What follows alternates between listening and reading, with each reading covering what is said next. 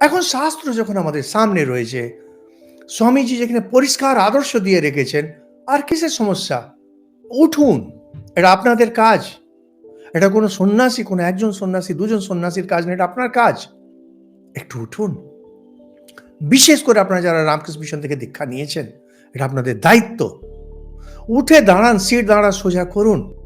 এগুলো পড়াশোনা করুন। মুখস্থ করুন। তার মধ্যে একজন লিখছে, আপনি আত্মজ্ঞানের উপরে জোর না দিয়ে মুখস্থ করতে কেন বলছেন? ঠাকুর বলছেন, হেলে ধরতে যায় না, কেউটে ধরতে যায়। শাস্ত্র এখনো মুখস্থ হলো না, বুঝবে। আরে বাচ্চা ছেলেকে মুখস্থ করাতে হয়।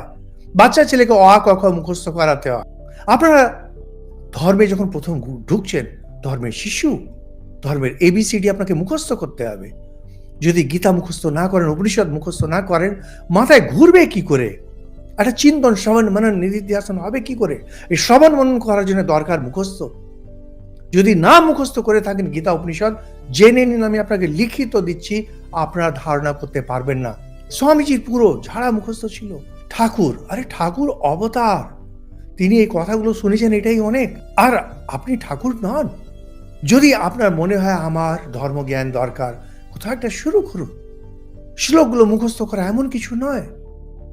আর আপনার মনে একটা বিশ্বাস আসবে, একটা দৃঢ় ভাব আসবে, হ্যাঁ, আমিও আমার যে ধর্ম, তার দুটি কথা জানি। নাহলে কি নিয়ে আপনি লোকেদের সঙ্গে কথা বলবেন?